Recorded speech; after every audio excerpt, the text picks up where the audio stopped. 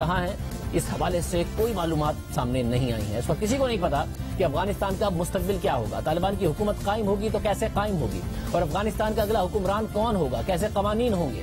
اس وقت افغان طالبان کے سربراہ یعنی امیر المومنین مولوی ہیبت اللہ ہیں اور طالبان کے اعلیٰ جج ملا عبد الحکیم ہیں، جبکہ نائبین میں سراج الدین حقانی اور ملا محمد یعقوب شامل ہیں، اور سیاسی امور کے ماہر ملا عبد الغنی برادر ہیں، اور طالبان کی رہبر شورا 26 اراکین پر مشتمل ہے جو فیصلہ سازی کے لیے طالبان کی سب سے اہم کونسل ہے، اور طالبان دنیا کو باور کروا رہے ہیں کہ کسی کی جان کو کوئی خطرہ نہیں، سب کو سیکیورٹی دی جائے گی، مخالفین کو قتل نہیں کیا جائے گا، اور جس نے زیادتی کی اسے سزا دی جائے گی۔ طالبان ترجمان ذبیح اللہ مجاہد کے مطابق افغانستان میں سفارت خانوں، بینکوں، تجارتی مراکز کو ترجیحی بنیادوں پر سیکیورٹی فراہم کی جا رہی ہے۔ کابل میں NGO سرکاری دفاتر کو بھی ترجیحی بنیادوں پر سیکیورٹی دی جا رہی ہے۔ تمام سرکاری عملہ بلا خوف اپنی سرگرمیاں جاری رکھے، جبکہ طالبان کے سینئر رہنما ملا برادر نے بیان جاری کرتے ہوئے کہا ہے کہ ہم افغان عوام کی زندگی کی بہتری کے لیے ہر ممکن حد تک کام کریں گے۔ اب آزمائش کا وقت ہے، ہم اپنی قوم کی خدمت کریں گے۔ افغان قوم بالخصوص کابل کے عوام اور مجاہدین کو عظیم فتح مبارک ہو، اس مقام پر پہنچے ہیں جس کی کبھی توقع نہیں تھی، اللہ کی مدد سے یہ فتح ملی، ایسا دنیا کی تاریخ میں کبھی نہیں ہوا۔ جبکہ طالبان کے سیاسی دفتر کے ترجمان محمد نعیم کا کہنا ہے کہ نئے نظام حکومت کی شکل جلد واضح ہو جائے گی، کسی کو افغان سرزمین کسی دوسرے ملک کے خلاف استعمال کرنے کی اجازت نہیں دیں گے۔ امید ہے غیر ملکی قوتیں افغانستان میں اپنے ناکام تجربے نہیں دہرائیں گی۔ یعنی افغان طالبان مطمئن ہے کہ فی الحال افغانستان کے تمام انتظامی معاملات انہی کے پاس ہیں اور جلد افغانستان میں نئی حکومت قائم ہوگی۔ مگر کیا دنیا افغان طالبان کی حکومت کو تسلیم کرے گی؟ یہ سوال سب سے اہم ہے۔ امریکہ اور مغربی ممالک کیا کریں گے؟ چین، ایران، روس اور پاکستان کی کیا حکمت عملی ہوگی؟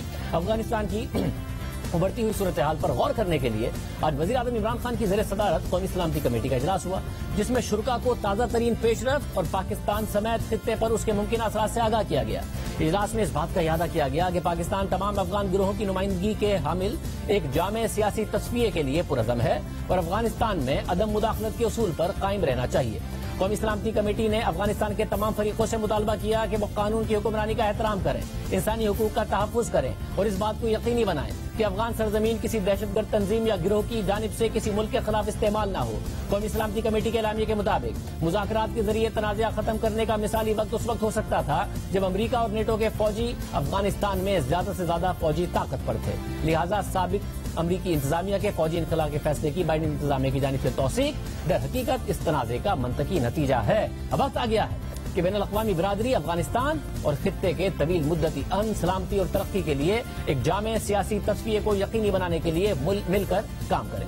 جبکہ امریکہ نے حالیہ پیش رفت پر بیان جاری کرتے ہوئے کہا ہے کہ امریکہ افغانستان میں مستقبل کی حکومت کو صرف اسی صورت میں تسلیم کرے گا اگر وہ بنیادی انسانی حقوق کو یقینی بنائے اور دہشت گردوں کو پناہ نہ دے۔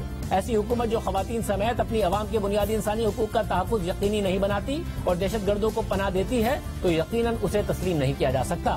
امریکہ نے یہ بھی واضح کیا کہ افغانستان میں طالبان کی حکومت کی کوئی بیرونی معاونت نہیں کی جائے گی۔ ساتھ ہی چینی وزارت خارجہ نے بیان جاری کیا کہ چین افغانستان کے ساتھ دوستی اور مشترکہ تعاون بڑھانا چاہتا ہے۔ افغان عوام کو حق ہے کہ وہ اپنے مستقبل کا خود تعین کریں اور چین ان کے اس حق کی قدر کرتا ہے۔ چین نے طالبان پر زور دیا کہ انہیں اقتدار کی منتقلی کو پرامن اور کھلے ذہن کی شراکت داری پر مبنی اسلامی حکومت کے قیام کو یقینی بنانا ہوگا تاکہ افغان اور بین الاقوامی شہریوں کا تحفظ یقینی بنایا جا سکے۔ جبکہ روس نے حالیہ پیش رفت پر رد عمل دیتے ہوئے کہا کہ طالبان کا کابل پر قبضہ غیر متوقع تھا۔ روس، امریکہ اور نیٹو کی طرف سے ٹرین کیے گئے افغان فورسز کی صلاحیتوں سے متعلق بہت پرامید تھا۔ روسی سفیر منگل کو طالبان کے ترجمان سے ملاقات کریں گے جس میں سفارتی عملے کی سیکیورٹی پر بات چیت ہوگی۔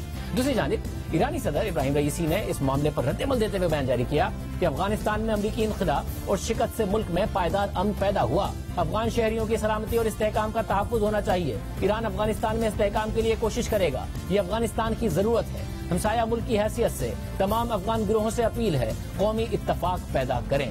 یعنی تمام ممالک افغانستان سے متعلق اپنی اپنی پالیسی پر غور کر رہے ہیں، مگر سوال یہ اٹھ رہا ہے کہ وہ افغان حکومت جس کے پاس طالبان سے لڑنے کی پوری صلاحیت موجود تھی، اس نے بنا کسی لڑائی کے افغانستان کے انتظامی معاملات طالبان کے حوالے کیسے کر دیے؟ کیونکہ امریکہ کا مسلسل واضح کرتا رہا ہے کہ کابل پر طالبان کا کنٹرول نہیں ہوگا۔ گزشتہ مہینے ہی امریکی صدر جو بائیڈن نے ایک صحافی کے سوال پر دعویٰ کیا تھا کہ کابل پر طالبان کا قبضہ ناگزیر نہیں، افغان فورسز کی تعداد 3 لاکھ ہے، وہ دنیا کی کسی بھی فوج کی طرح ہتھیاروں سے لیس ہے۔ کیا اب افغانستان پر طالبان کا قبضہ ناگزیر ہو چکا ہے؟ No, it is not. نہیں، ایسا نہیں ہے، کیونکہ افغان فوجیوں کی تعداد 3 لاکھ ہے۔ وہ دنیا کی کسی بھی فوج کی طرح ہتھیاروں سے لیس ہیں، ان کے پاس ایئر فورس بھی ہے۔ ان کے مقابلے میں 75,000 طالبان ہیں، یہ ناگزیر نہیں ہے۔ جناب صدر، بہت شکریہ۔ آپ کی اپنی انٹیلیجنس کمیونٹی کا اندازہ ہے افغان حکومت ممکنہ طور پر گر سکتی ہے۔ یہ سچ نہیں ہے۔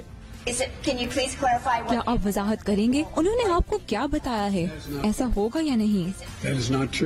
یہ سچ نہیں ہے، وہ اس نتیجے پر نہیں پہنچے۔